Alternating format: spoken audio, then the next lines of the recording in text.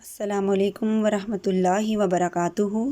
نحمدہ ونصلی علی رسولہ الکریم، اما بعد، فاعوذ باللہ من الشیطان الرجیم، بسم اللہ الرحمن الرحیم۔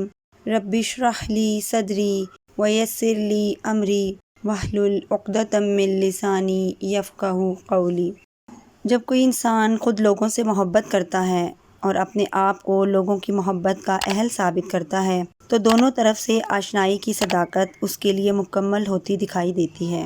اس صداقت کی تکمیل انسانی احساسات، ذوق سلیم اور اخلاق و مربت جیسی خداداد صلاحیتوں کی بنیاد پر ہوتی ہے۔ ایک ایسی عظیم خاتون جسے مخلصانہ حیات بخش محبت و مودت اور سچی شفقت و رافت میں بلند مقام حاصل تھا، وہ ایمان و یقین کے اعلیٰ مراتب پر فائز تھیں، جسے حبیب کبریا صلی اللہ علیہ وآلہ وسلم کی طرف سے عزت و تکریم کا وافر حصہ نصیب ہوا۔ یہ شفیق خاتون طبقہ خواتین میں کوئی اجنبی نہ تھیں، بلکہ انہیں خواتین میں بڑا بلند مقام اور قابل قدر شہرت حاصل تھی۔ انہیں اللہ تعالیٰ کے فضل و کرم سے بڑا اونچا مرتبہ حاصل تھا۔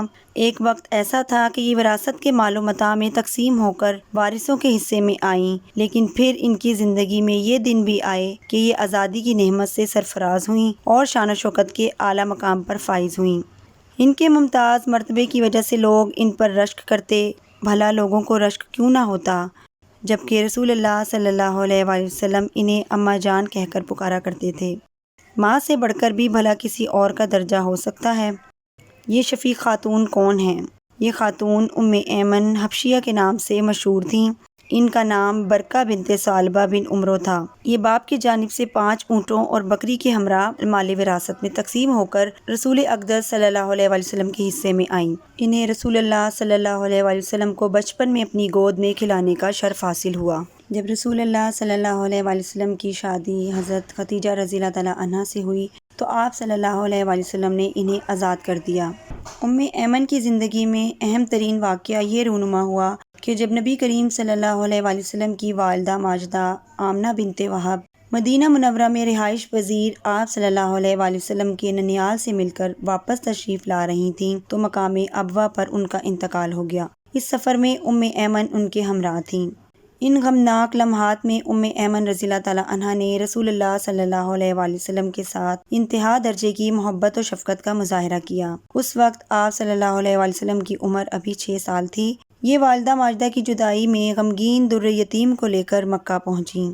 تاریخ میں حضرت ام ایمن رضی اللہ تعالیٰ عنہا نے نبی کریم صلی اللہ علیہ وآلہ وسلم کی پرورش اور نگہداشت کے اعتبار سے نمایاں کردار ادا کرتے ہوئے امتیازی مقام حاصل کر لیا۔ آپ صلی اللہ علیہ وآلہ وسلم کے دادا عبد المطلب نے اس خوش نصیب خاتون کو اپنے لاڈلے پوتے کی دیکھ بھال کا پوری طرح اہتمام کرنے کی وصیت کرتے ہوئے یہ کہا کہ دیکھنا کسی لمحے بھی اس کی نگہداشت میں کوئی غفلت یا کوتاہی نہ برتنا، اور انہوں نے ایسا کر کے دکھا دیا۔ رسول اللہ صلی اللہ علیہ وآلہ وسلم نے اس ماحول میں پرورش پائی کہ آپ صلی اللہ علیہ وآلہ وسلم ام ایمن کو اپنے ساتھ حسن سلوک اور ہمدردی سے پیش آتے ہوئے بچشم خود دیکھا کرتے تھے۔ آپ صلی اللہ علیہ وآلہ وسلم انہیں اماں جان کہہ کر پکارا کرتے تھے۔ جب آپ صلی اللہ علیہ وآلہ وسلم ان کی طرف دیکھتے تو ان الفاظ میں خراج تحسین پیش کرتے ہوئے فرماتے، یہ میرے اہل بیت کی نشانی ہے۔ جب نبی کریم صلی اللہ علیہ وآلہ وسلم نے حضرت خدیجہ الکبریٰ رضی اللہ تعالیٰ عنہا سے شادی کی تو آپ صلی اللہ علیہ وآلہ وسلم نے ام ایمن رضی اللہ تعالیٰ عنہا کو آزاد کر دیا اور ان کے ساتھ عبید بن زید الخزرجی نے شادی کی، جن سے ایمن بن عبید پیدا ہوئے۔ بعد ازاں ان کی شادی زید بن حارثہ رضی اللہ تعالیٰ عنہ کے ساتھ اس وقت ہوئی جب آپ صلی اللہ علیہ وآلہ وسلم منصب رسالت پر فائز ہوئے۔ ان سے اسامہ بن زید پیدا ہوئے۔ ان دونوں باپ بیٹے سے رسول اللہ صلی اللہ علیہ وآلہ وسلم کو بہت پیار تھا۔ اس دوران رسول اللہ صلی اللہ علیہ وآلہ وسلم گاہے بگاہے ان کی زیارت کے لیے ان کے گھر تشریف لے جایا کرتے تھے اور ان کی عظمت و برتری کا اعتراف کرتے ہوئے یہ ارشاد فرماتے، ام ایمن رضی اللہ تعالیٰ عنہا میری امی جان کے بعد ماں کا درجہ رکھتی ہیں۔ جب نبی کریم صلی اللہ علیہ وآلہ وسلم لوگوں کو اللہ تعالیٰ اور اسلام کی طرف دعوت دینے کا فریضہ سر انجام دینے کے لیے کمر بستہ ہوئے تو ام ایمن رضی اللہ تعالیٰ عنہا نے پہلے مرحلے میں ہی اسلام قبول کرنے کی سعادت حاصل کر لی۔ سیرت حلبیہ کے مصنف حافظ ابن کثیر کے حوالے سے رقم تراز ہیں کہ سب سے پہلے آپ کے اہل خانہ میں سے خدیجۃ الکبریٰ رضی اللہ تعالیٰ عنہ، زید بن حارثہ رضی اللہ تعالیٰ عنہ، ان کی اہلیہ ام ایمن رضی اللہ تعالیٰ عنہ اور حضرت علی رضی اللہ تعالیٰ عنہ نے اسلام قبول کیا۔ اس عظیم المرتبت خاتون کا تعلق ان اہل ایمان میں سے تھا جنہوں نے اسلام قبول کرنے کی وجہ سے قریش کے ہاتھوں طرح طرح کی تکالیف، مشکلات اور اذیتیں اٹھائیں۔ حضرت ام ایمن رضی اللہ تعالیٰ عنہ نے 2 دفعہ ہجرت اختیار کی، پہلے حبشہ کی طرف اور پھر مدینے کی طرف۔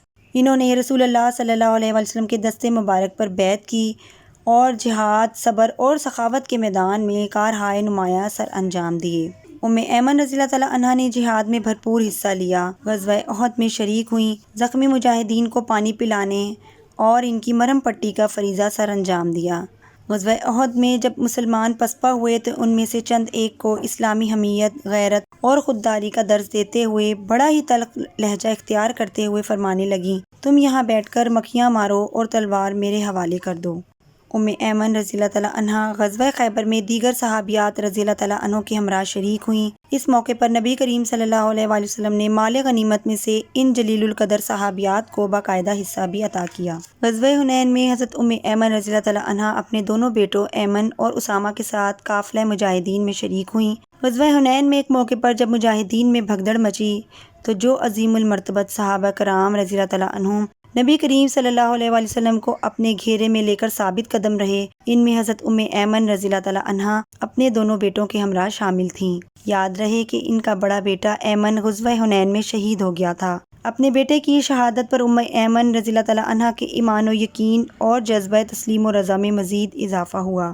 تقدیر الہی کے فیصلوں پر صبر و تحمل، تسلیم و رضا اور ایمان و ایقان کے اعتبار سے حضرت ام ایمن رضی اللہ تعالیٰ عنہا کا تعلق ان خواتین میں سے تھا جن کو بطور مثال پیش کیا جاتا تھا۔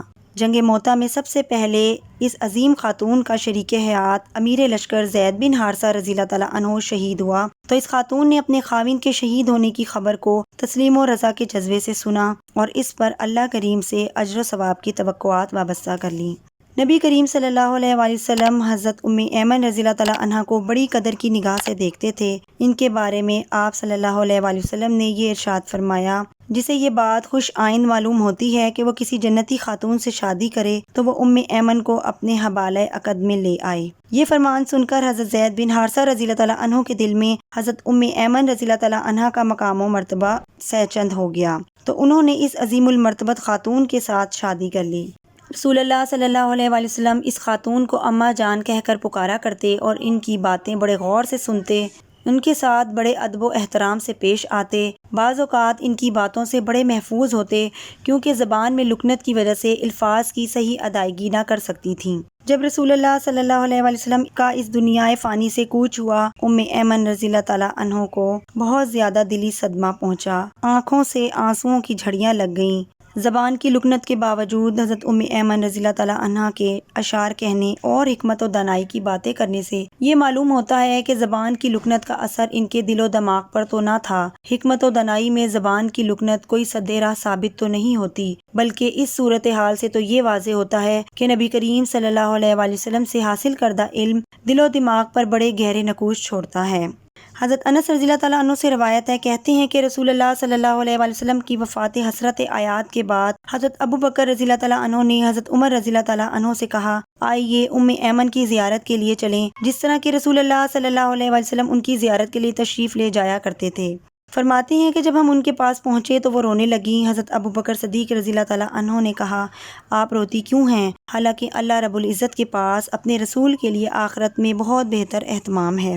کہنے لگی، ہاں میں جانتی ہوں کہ اللہ تعالیٰ کے ہاں اپنے رسول صلی اللہ علیہ وآلہ وسلم کے لیے بہت بہتر انتظام و اہتمام ہے، لیکن میں تو اس لیے روتی ہوں کہ وحی کا سلسلہ منقطع ہو گیا ہے۔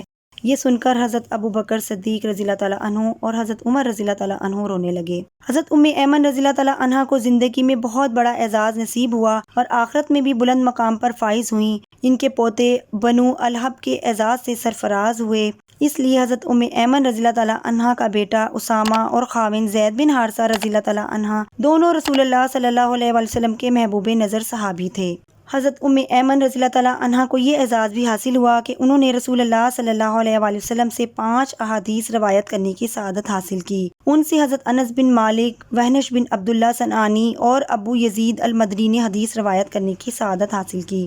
امام ذہبی اور علامہ ابن حجر عسقلانی رحمۃ اللہ علیہ فرماتے ہیں کہ حضرت ایمن رضی اللہ تعالیٰ عنہ نبی کریم صلی اللہ علیہ وآلہ وسلم کی وفات کے 5 ماہ بعد فوت ہوئیں۔ جنتی خاتون حضرت ایمن رضی اللہ تعالیٰ عنہ سے اللہ سبحانہ و تعالیٰ راضی ہوا اور انہیں اصحاب الیمین کی فہرست میں شامل کر دیا۔ سبحانک اللہم و بحمدک، نشہد ان لا الہ الا انت، نستغفرک و نتوب الیک۔ السلام علیکم و رحمۃ اللہ وبرکاتہ۔